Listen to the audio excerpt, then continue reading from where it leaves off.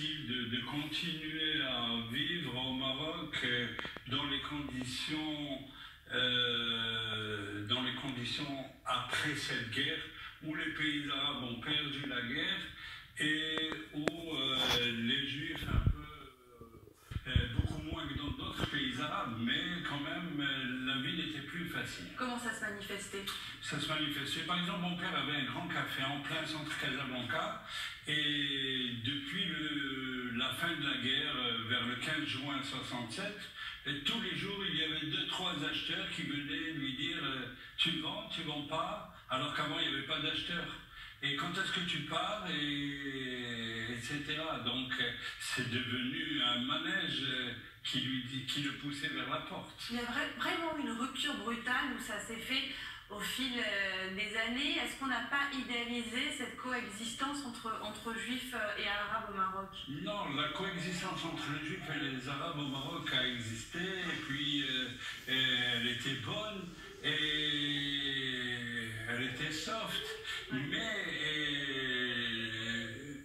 les guerres ont fait, ce sont des événements externes au Maroc qui ont fait que les choses au Maroc changent. Et pour celui qui voulait que ça change. Et il y avait des gens qui étaient intéressés que ça change. Donc là, vous aviez 15 ans à ce moment-là. Ouais. Où vous allez? Alors en Israël, parce que je n'avais pas d'autre passeport, j'avais même pas de... À part le passeport marocain, j'avais rien. Et donc je suis parti avec mon passeport marocain, avec lequel je suis sorti à l'étranger, quand j'ai voulu pendant le début des années 60, avec les scouts, avec mes parents, avec la famille, etc. Mais... C'est un déchirement à ce moment-là? C'est un grand déchirement pour moi, personnellement. Il m'a fallu une psychothérapie jusqu'à présent. Oui. Et je n'arrive pas à me décoller du Maroc. Je suis collé au Maroc. Et puis, ce déchirement, j'essaye de le calmer à chaque fois qu'on me rappelle des choses qui ont été faites contre les Juifs au Maroc. Bah, moi, je dis un peu l'inverse, et je dis qu'il faut positiver. Et donc, je suis arrivé en Israël et j'ai dit ce qu'a dit Feu Sa Majesté Hassan II, chaque Juif qui quitte le Maroc, nous perdons un citoyen, mais nous gagnons un ambassadeur. Et je crois que j'ai été ambassadeur à l'âge de 15 ans. Et alors, donc, après, j'ai gardé cette nostalgie avec la Mimouna, avec les choses. Et puis après, j'ai décidé d'apprendre le français à l'université. Parce que quand on m'a demandé pourquoi je voulais une bourse pour étudier le français, j'ai dit si Sa Majesté Hassan II m'invite au Palais Royal, je ne vais pas venir lui parler le français de la maison. Et puis j'ai étudié aussi à l'université Ben Gurion l'histoire des Juifs des pays arabes et spécialement du Maroc. Donc je me suis spécialisé dans une certaine nostalgie, vous vous êtes dirigé vers ces études? Oui, mais pour me calmer aussi, pour savoir d'où je viens et où je vais. Et j'ai étudié le management en vue pour parler de paix, des choses comme ça. Et puis, par exemple, j'étais délégué de l'agent juif en France dans les années 80. Alors, le secrétariat m'a dit un jour, Monsieur Skira, vous allez jusqu'à l'aéroport de Blagny à 14 km pour voir un drapeau marocain sur les avions de la Royal Air Maroc. Ben, c'est comme ça, parce que... Vous n'avez aucune rancune? Aucune rancune. Et je crois que j'ai très bien fait, parce que quand je suis revenu chez les employés de mes parents, ils m'ont rappelé que le fait que mes parents offraient des moutons pour les fêtes, pour la Eid, et j'ai trouvé chez un employé de chez mes parents une photo de mes parents, alors que je suis venu à l'improviste. Il m'a dit, viens, je t'invite à la maison, puis il m'a dit, regarde le mur. On dit que le quartier juif de Marrakech renaît aujourd'hui, qu'il a été rénové. Il a été rénové sous les ordres de Sa Majesté Mohamed VI, qui fait beaucoup pour l'entretien de tous les grands cimetières juifs et les lieux saints, etc.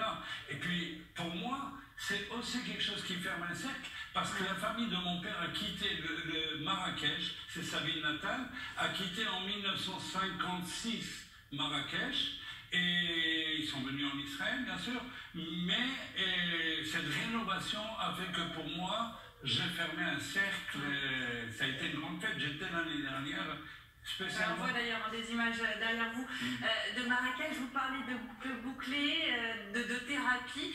Est-ce que de voir qu'il y a des journées qui commémorent vos blessures aujourd'hui, aide aussi, et c'est vrai que ça a pris du temps, que c'est une partie de l'histoire qui a souvent été négligée. Oui, parce qu'on a négligé l'histoire des Juifs des pays arabes en Israël.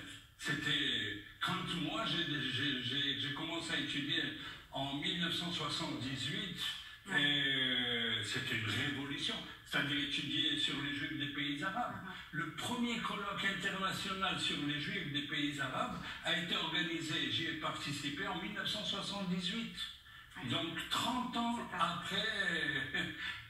après la naissance de l'État d'Israël. Pendant ces 30 ans, quand moi je suis arrivé, par exemple, il y a eu un psychologue qui m'a reçu, il dit... Quand vous êtes arrivé en Israël? Oui, en 1967, donc j'avais 15 ans, et le psychologue me dit, je vais vous placer dans une école, etc. Et puis il me dit, moi, va vous poser une question un peu roumain. Et il me dit, quelle est la capitale du Congo? Alors j'ai dit, il y a le Congo-Brazzaville et Congo-Kinshasa. Il me regarde et il me dit, c'est pas possible. Il y avait de véritables stéréotypes contre les Juifs d'origine. Oui, il m'a dit, vous êtes venu directement du Maroc. J'ai dit, non, je suis passé par Marseille 3 jours. Je ne savais plus comment le dire. Mais voilà. Donc on Et aujourd'hui, est-ce que vous sentez qu'il y a eu une évolution des mentalités, puisqu'on dit voilà, qu'il y a une réhabilitation de cette culture mizrahite, une réhabilitation, il y a également des programmes pour lutter contre les disparités entre Ashkénazes et Séfarades, vous la sentez vraiment? Oui, et je sens que des fois, je suis venu au Maroc, ils connaissent toute notre histoire en Israël, et ils me disent, vous avez souffert des Ashkénazes, vous avez ça, pourquoi vous êtes partis? Et moi, j'ai fait ce film qui dit quelles sont les causes pour lesquelles 280 000 Juifs ont quitté le Maroc, mais pour l'histoire, pour les Marocains au Maroc et les Marocains en Israël, et maintenant il y a une production suisse qui s'intéresse à ma vie et à faire un film long métrage. Parce que tout ça avec le Maroc. La boucle est bouclée. Merci infiniment, Simon Skira, d'avoir été l'invité du Grand Live. On parle de réhabilitation de la culture séfarade en Israël.